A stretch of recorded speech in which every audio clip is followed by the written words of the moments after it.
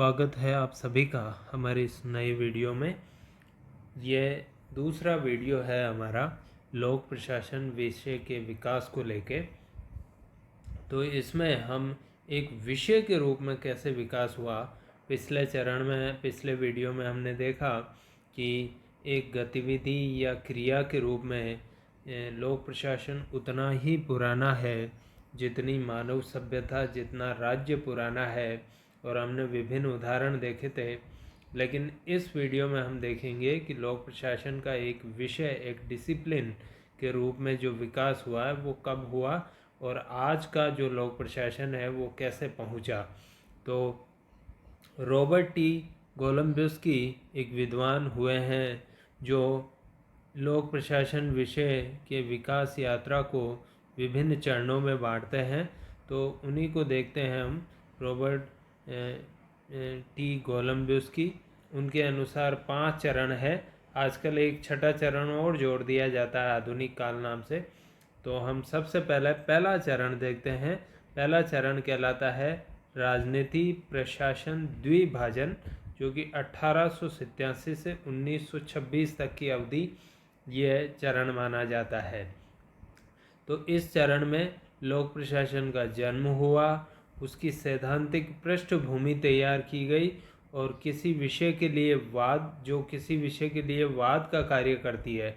यानी 2-3 चीज़ें होती है, देखिए, किसी भी विषय में। एक होता है वाद, एक होता है प्रतिवाद और तीसरा होता है संवाद। तो एक विषय के लिए जो सैद्धांतिक तैयारी है, जिस दौर में उस विषय के सिद्धांत बनते हैं, वो वाद कहलाता है। फिर उन सिद्धांतों की आलोचना होती है, कमियां बताई जाती है, वो प्रतिवाद कहलाया जाता है। और फिर कुछ वैकल्पिक सिद्धांतों को मिला के वाद और प्रतिवाद का संश्लेषण होता है, तो उसे हम संवाद कहते हैं। तो इस प्रकार से 3 फेज होती है। तो ये पहली फेज जो है वाद की फेज, यानी 1826 तक 1887 से 1926 तक, तो इसको वाद या थीसिस कहते हैं। 1887 में वुड्रो विल्सन, जो कि अमेरिका के राष्ट्रपति हुए हैं और शांति का नोबेल पुरस्कार भी उनको प्राप्त हुआ है, ने द स्टडी ऑफ एडमिनिस्ट्रेशन, जो एक लेख लिखा स्टडी ऑफ एडमिनिस्ट्रेशन नाम से, जो पॉलिटिकल साइंस क्वार्टरली, एक पत्रिका अमेरिका में प्रकाशित होती है, पॉलिटिकल साइंस, उस पत्रिका में जो है पहली बार उन्होंने प्रशासन विषय को लेकर लेख लिखा। उन्होंने अपने लेख में प्रशासन को सबसे पहली चीज़ तो विज्ञान माना और उसके विविध पक्षों की, प्रशासन के विविध पक्षों की व्याख्या की। उन्होंने क्या लिखा इस लेख में ज़रा देखिए। उनके अनुसार संविधान की रचना का अर्थ हुआ राजनीति करना। तो 2 भाग हैं, एक राजनीति है और दूसरा है प्रशासन। राजनीति करने का अर्थ यह हुआ कि आप कोई लक्ष्य तय कर लेते हैं, कानून का निर्माण कर देते हैं, संविधान की रचना कर देते हैं। ये कार्य विल्सन कहते हैं कि बहुत ही सरल है। यानी लक्ष्य तय कर देना, नीतियाँ बना देना, नियम बना देना, कानून की रचना कर देना, संविधान की रचना कर देना, ये तो सरल है, लेकिन वास्तव में कठिन है इनको चलाना। तो चलाना कहलाता प्रशासन। तो प्रशासन एक कठिन कार्य है, जबकि संविधान में यह शामिल है कानून, नियम और लक्ष्य, उद्देश्य ये तय करना, जो कि राजनीति का काम है, हम पढ़ चुके हैं, वो आसान है। लेकिन वास्तव में इनको लागू करना, अर्थात चलाना, प्रशासन करना बहुत ही कठिन कार्य है। क्योंकि ये कह रहे हैं विल्सन कि प्रशासनिक प्रश्न जो है वो राजनीतिक प्रश्न नहीं होते। प्रश्न का अर्थ है कि मुद्दे, इशू, प्रशासन के जो इशू हैं, मामले हैं, वो अलग हैं, राजनीति के अलग हैं। यह इस प्रकार से कहते हैं, वो कहना चाहते हैं कि प्रशासन के जो इशू हैं वो व्यापार नुमा है। अब व्यापार नुमा किस प्रकार से हुए? व्यापार नुमा में हम देखेंगे कि प्रशासन का उद्देश्य है दक्षता, यानी एफिशिएंसी से काम करना, फिर है कुशलता, फिर है मितव्ययता। तो इस प्रकार से प्रभावशीलता, यानी जो काम किया जाता है उसमें खर्च कम से कम आए और उसके परिणाम अच्छे से अच्छे निकले। व्यापार में हम यही करते हैं। व्यापार में एक व्यापारी खर्च को कम करना चाहता है और रेवेन्यू या इनकम बढ़ाना चाहता है। तो ये प्रशासन भी बिल्कुल वैसा ही है, उसमें भी दक्षता की, मितव्ययता की आवश्यकता पड़ती है। लेकिन राजनीति में विल्सन कहते हैं कि राजनीति में जल्दबाजी और हड़बड़ी होती है। राजनीति में फटाफट निर्णय ले लिए जाते हैं, कई बार हड़बड़ी में निर्णय ले लिए जाते हैं, कई बार उन निर्णयों की वास्तविकता देखे बिना ही ले लिए जाते हैं। जैसा कई विद्वान राजनीति की आलोचना करते हैं और कहते हैं, कुछ कुछ ऐसे कोटेशन मिलते हैं कि राजनेता वहाँ पर भी पुल बनाने का जनता से वादा कर देता है जहाँ पर कोई नदी नहीं बहती। तो इस प्रकार से ये हड़बड़ी और जल्दबाजी वोट बैंक से प्रभावित होकर राजनीति निर्णय करती है, लेकिन प्रशासन ऐसा नहीं कर सकता, क्योंकि प्रशासन को चलाना है किस प्रकार से, बिल्कुल व्यापार नुमा, जिसमें आप दक्षता, एफिशिएंसी की बात करेंगे, आप मितव्ययता की बात करेंगे, आप कार्यकुशलता की बात करेंगे, आप प्रभावशीलता की बात करेंगे। इसलिए कहा है विल्सन ने कि राजनीति के मुद्दे अलग है। राजनेता जल्दबाजी, हड़बड़ी, वोट बैंक से प्रभावित होकर, जातिवाद से प्रभावित होकर, क्षेत्रवाद से प्रभावित होकर निर्णय कर लेते हैं, लेकिन उन निर्णय को लागू करना, जैसे कोई नेता किसी क्षेत्र का विजिट करता है और वहाँ के लोग तुरंत कहते हैं कि साहब हमारे यहाँ एक पानी की टंकी बनवाई है, तो वो तुरंत वादा कर देता है, आदेश निकाल देता है कि ठीक है यहाँ पानी की टंकी बनाई जाएगी। लेकिन पानी की टंकी कैसे बनेगी, वास्तव में वहाँ उस क्षेत्र में बनाना इजी काम है, कठिन काम है, वास्तव में उन लोगों को पानी की टंकी की आवश्यकता है भी या नहीं भी, या वहाँ पर जो है जल के स्रोत बहुत ज़्यादा है इसलिए पानी की टंकी बनाने की कोई आवश्यकता नहीं है। तो ये सारी चीज़ें देखना, फिर उसके लिए धन कहाँ से प्राप्त होगा, उसको कार्यों को किया कैसे जाएगा, तो ये सारे काम देखने पड़ते हैं प्रशासन को। तो प्रशासन जब 1 रुपया खर्च करता है तो प्रशासन ये सोच के चलता है कि उस 1 रुपये से 1.25 रुपये के बराबर जनता को लाभ हो। इस प्रकार से प्रशासन बिल्कुल व्यापार नुमा है। जैसे एक व्यापारी 100 रुपये का माल खरीदता है तो वो चाहता है कि मैं उसे कम से कम 110, 120, 125 रुपये में बेचूं तो ही मेरा फ़ायदा है, अन्यथा मुझे इस व्यापार में नुकसान है। तो यही चीज़ प्रशासन पे लागू होती है विल्सन के अनुसार। इसलिए विल्सन कहते हैं कि वो बिल्कुल विज्ञान है, साइंस है, और साइंस है लेकिन अभी साइंस बना नहीं है। विल्सन आगे कहते हैं, अतः उनके अनुसार प्रशासन का पृथक अध्ययन होना चाहिए। हम देख चुके हैं कि प्रशासन का अध्ययन राजनीति शास्त्र, अर्थशास्त्र, नीति विज्ञान इनके एक भाग के रूप में हो रहा था। तो विल्सन कहना चाहते हैं कि प्रशासन का तो एक अलग ही विषय होना चाहिए और इसके लिए एक अलग विज्ञान होना चाहिए। क्यों होना चाहिए? तो विल्सन ये कहते हैं कि जब प्रशासन के लिए विज्ञान बन जाएगा तो सरकार को बहुत फ़ायदा होगा। क्या होगा कि जब विज्ञान बन जाएगा, विज्ञान बनने का अर्थ हुआ कि निश्चित नियम बन जाएंगे प्रशासन के, निश्चित नियम होंगे, तो उन नियमों को लागू करके कोई भी व्यक्ति जो राजनीति ने उद्देश्य या लक्ष्य तय किए हैं उनको कुशलतापूर्वक प्राप्त कर सकता है। इसलिए कह रहे हैं विल्सन कि विज्ञान बनने से सरकार के रास्ते आसान बनेंगे, यानी सरकार में काम करना आसान हो पाएगा। और वो इसके लिए कह रहे हैं कि पेशेवर परामर्श, जो प्रशासक होंगे वो एकदम एक्सपर्ट होंगे एडमिनिस्ट्रेशन के, तो वो जो है अच्छे परामर्श देंगे सरकार को, और सरकार का सारा कामकाज जितना भी है क्रियाकलाप वो बहुत ही आसानी से हो पाएगा। तो इसलिए विज्ञान बनना ज़रूरी है। फिर उसके बाद कहते हैं कि खुद प्रशासन भी अपने कार्यों को अधिक व्यावसायिक या पेशेवर तरीके से संपन्न कर पाएगा। यानी प्रशासन में जो है जुगाड़ू नियमों की आवश्यकता नहीं पड़ेगी, क्योंकि प्रशासन खुद विज्ञान बन चुका है। तो प्रशासन के निश्चित सिद्धांत है जिनको लागू करके अच्छे परिणाम प्राप्त किए जा सकते हैं। तो इसलिए विल्सन कह रहे हैं कि खुद प्रशासन भी अपने कामकाज में बिल्कुल पेशेवर, प्रोफेशनल या व्यावसायिक बन जाएगा।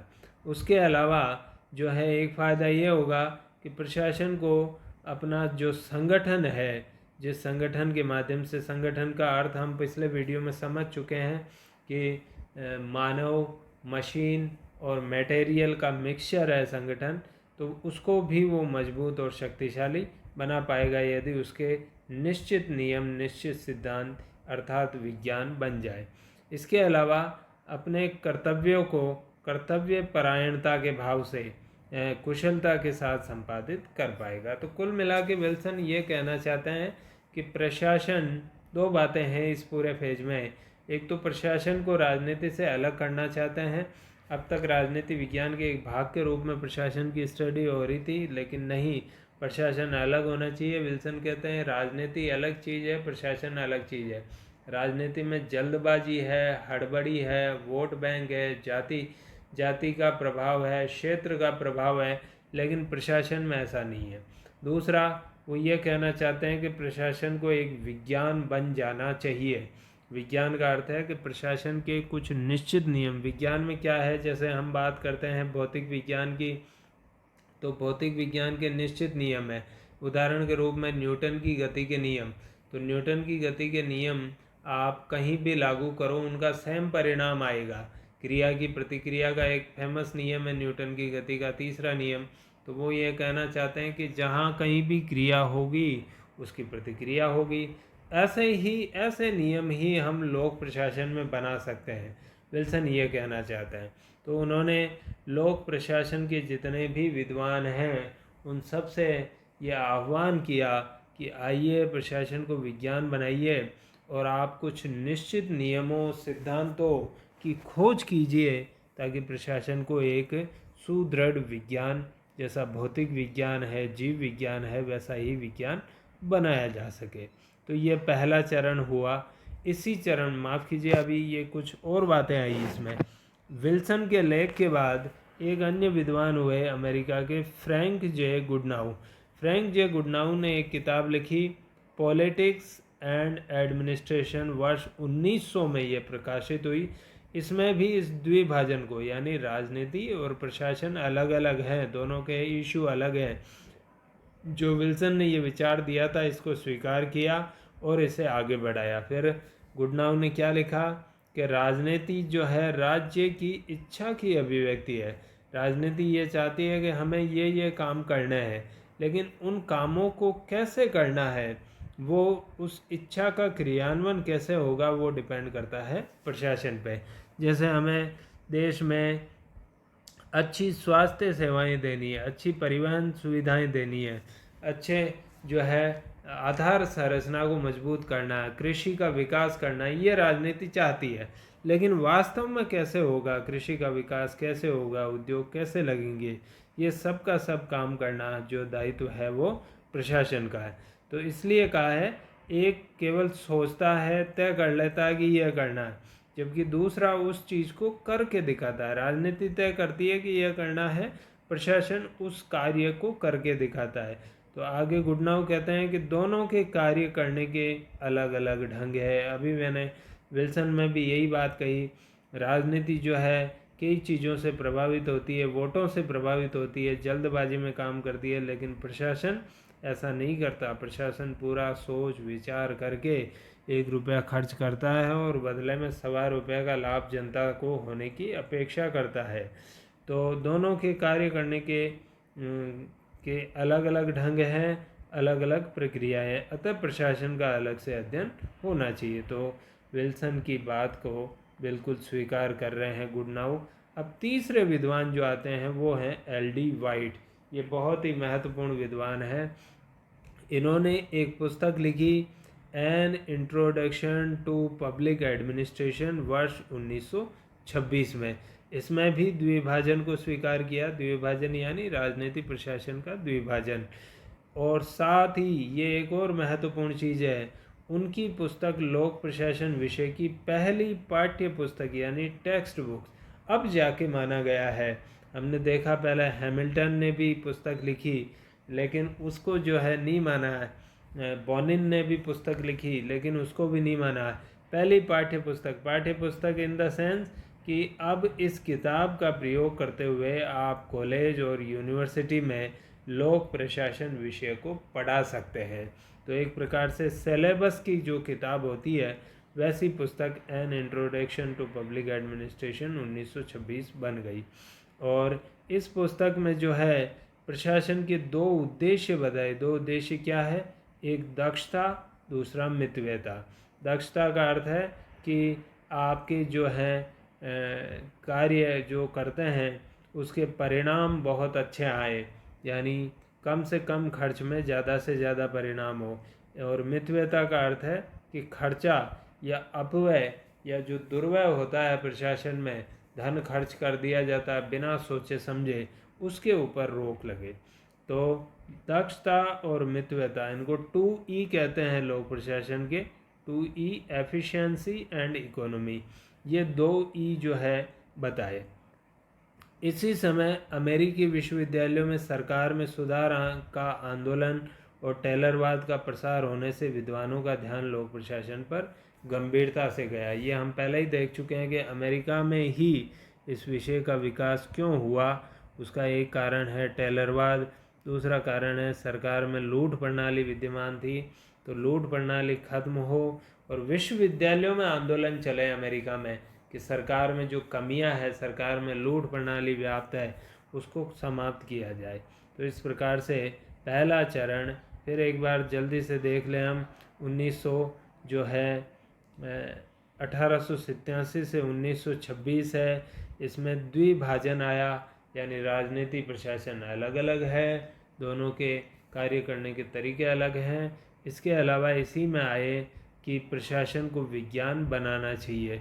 इसमें जो 3 विद्वान हैं बड़े महत्वपूर्ण हैं, जिसमें सबसे पहले वुड्रो विल्सन जो लोक प्रशासन के जन्मदाता कहे जाते हैं, दूसरे हैं गुडनाउ, फ्रैंक जे गुडनाउ, और तीसरे हैं एल डी वाइट की जो पुस्तक है an introduction to public administration 1926, इसको पहली टेक्स्ट बुक होने का गौरव प्राप्त हुआ है। तो ये हुआ आपका पहला चरण। अब देखते हैं हम दूसरा चरण। दूसरे चरण में ये आप देख सकते हैं इस चरण की 3 बातें। राजनीति प्रशासन अलग अलग हैं। लोक प्रशासन को मूल्य मुक्त विज्ञान बनाने का आह्वान किया। विज्ञान भी बनाना है और विज्ञान कैसी होनी चाहिए? मूल्य मुक्त। अब मूल्य मुक्त विज्ञान कैसी होगी? हम देखते हैं भौतिक विज्ञान मूल्य मुक्त विज्ञान है, रसायन विज्ञान मूल्य मुक्त विज्ञान है, जीव विज्ञान मूल्य मुक्त विज्ञान है। मूल्य मुक्त विज्ञान को इंग्लिश में कहेंगे वैल्यू फ्री, यानी ये कहना चाहते हैं कि विज्ञान में भावनाओं का कोई स्थान नहीं होता। मूल्य से यहाँ हम सीधा अर्थ लगा सकते हैं भावनाएं।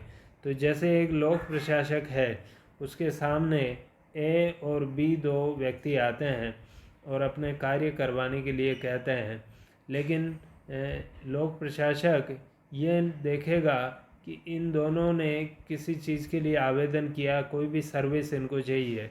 अब मान लीजिए ए जो है बहुत ही गरीब व्यक्ति है और बी धनी व्यक्ति है, लेकिन ए ने जो अपने कागज़ दिए हैं या अपने जो डॉक्यूमेंट्स दिए हैं वो इनकम्प्लीट है, और बी ने जो डॉक्यूमेंट्स दिए हैं वो पूरी तरह कंप्लीट है। तो यहाँ पर लोक प्रशासक का ये देखना दायित्व नहीं है कि ए बहुत गरीब है, उसको ये निजी जानकारी है, ए बहुत गरीब है, इसका काम मैं कम डॉक्यूमेंट है तो ही कर दूँ। नहीं, उसको तो ये देखना है कि डॉक्यूमेंट्स किसके पूरे हैं, उसका काम करना है।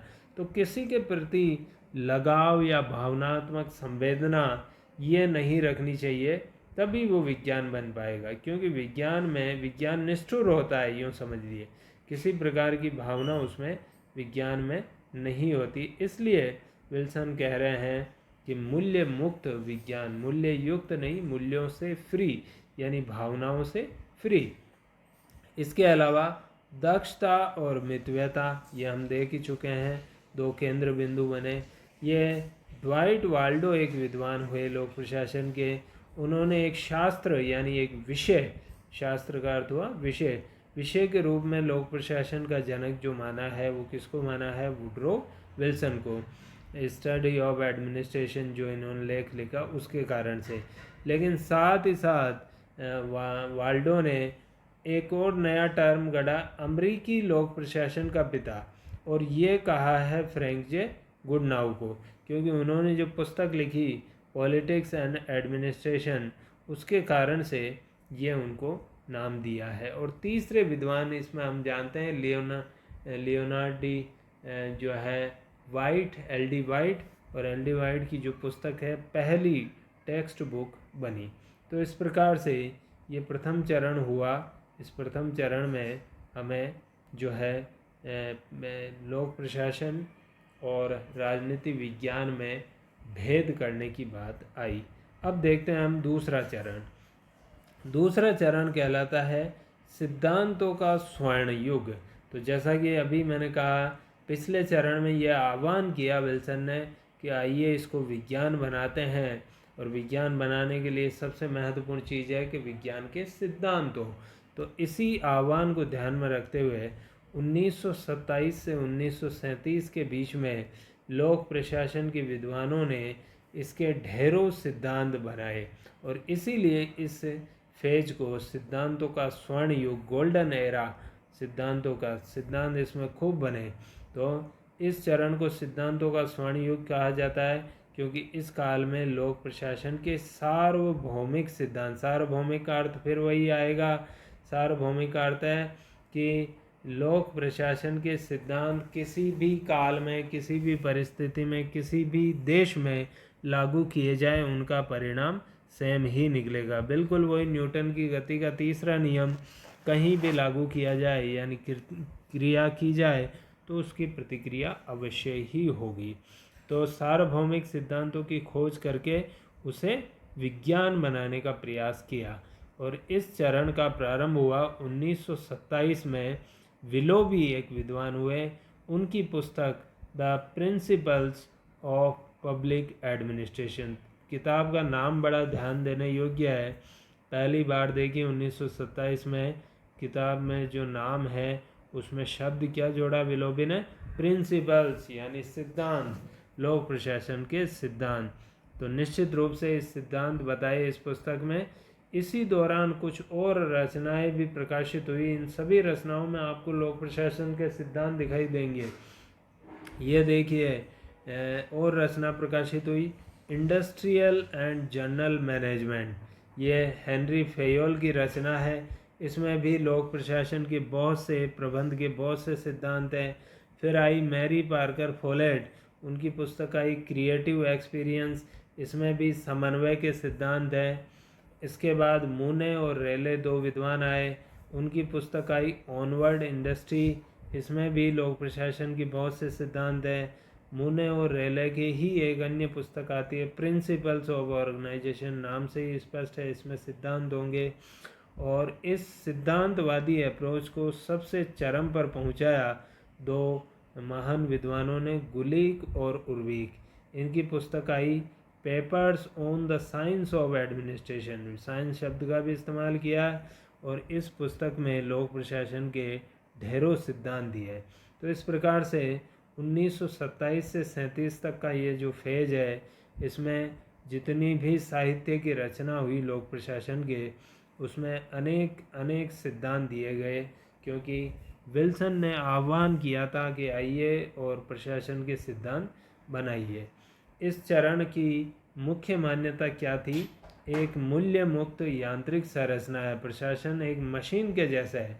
तो जिस प्रकार से आप किसी मशीन को किसी भी जगह पे आप चलाएंगे तो उसके परिणाम प्राप्त होंगे, वैसे ही प्रशासन को मान लिया।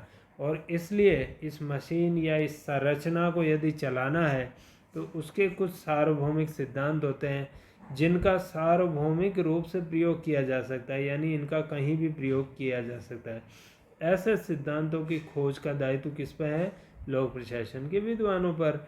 और इस चरण में संगठन के औपचारिक ढांचे, या हम आगे देखेंगे कि औपचारिक ढांचा क्या होता है, यानी संगठन को एक पद सोपान पिरामिड नुमा रचना बनानी है। जैसे ए ऊपर है, उसके नीचे बी और सी कार्य करते हैं, डी ई एफ जी और नीचे कार्य कर रहे हैं। इस तरह से ये बढ़ता जाएगा।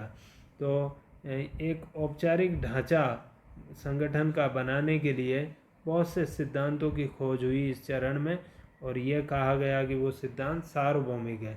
विज्ञान होने के लिए ज़रूरी है कि आपके सिद्धांत सार्वभौमिक हो, यानी भारत में तो सिद्धांत काम करे और अमेरिका में न करे, तो फिर आप विज्ञान नहीं कह सकते उस विषय को।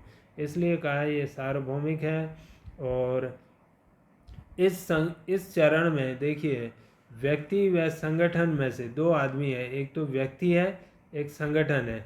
तो इन दोनों में से एक तो काम करने वाला जो सजीव व्यक्ति है और संगठन निर्जीव है, तो दोनों में से महत्वपूर्ण कौन है? संगठन। यानी व्यक्ति की भावनाओं को बिल्कुल नज़रअंदाज कर दिया। तो क्या क्या कारण रहे इस फेज में, क्या क्या चीज़ें क्या कारण रहे कि सिद्धांत इतने बन गए? उसमें एक तो बड़ा कारण था टेलरवाद यानी वैज्ञानिक प्रबंध। तो वैज्ञानिक प्रबंध में यह कहा गया कि हमने पिछले वीडियो में देखा, वैज्ञानिक प्रबंध ये कहता है कि औद्योगिक संगठनों की जितनी भी गतिविधियां हैं उनमें वैज्ञानिक विधियों से कार्य होना चाहिए। तो इसलिए इसका प्रभाव सरकारी क्षेत्र पे भी पड़ा और कहा कि सरकार में भी वैज्ञानिक विधियों से काम होना चाहिए, इसलिए सिद्धांतों की खोज की जाए।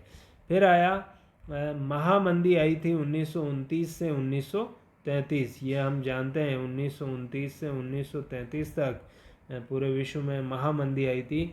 इस महामंदी से उबरने के लिए अमेरिका में न्यू डील कार्यक्रम लागू हुआ। न्यू डील कार्यक्रम में बहुत से विकास और कल्याण के कार्य जनता के लिए करवाए गए ताकि मंदी के इस प्रकोप से जनता को उबारा जा सके। तो कार्यक्रम तो खूब लागू कर दिए हैं, लेकिन कार्यक्रमों को संचालित करने के लिए आपको चाहिए थे प्रशासक, और प्रशासक तब मिलेंगे जब आप प्रशासकों को पढ़ाओ, ट्रेंड करो। और ट्रेंड आप तब करोगे जब आपके पास ट्रेंड करने के लिए कुछ पाठ्य पुस्तकें या साहित्य हो। तो इसलिए सिद्धांत बने कि इन सिद्धांतों को यदि लोक प्रशासकों को पढ़ा दिया जाए तो फिर वो बहुत अच्छा काम करेंगे और ये न्यू डील कार्यक्रम सफल हो जाएगा। तो इसलिए उनको पढ़ाने के लिए सिद्धांतों का निर्माण आवश्यक था। एक विद्वान, महान विद्वान अपने भारत के लोक प्रशासन के हुए हैं, मोहित भट्टाचार्य। हाल ही में उनका निधन हुआ है।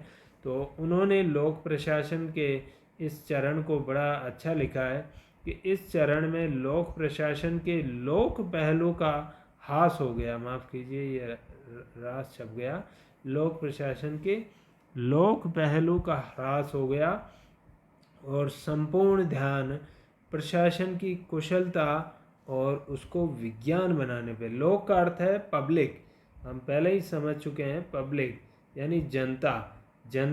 और दूसरा इसका अर्थ हमने ये भी लगाया सरकार, यानी सरकार ही वो संगठन है जिसमें संपूर्ण जनता शामिल है। तो यहाँ पे कार्य किसके लिए किया जा रहा है?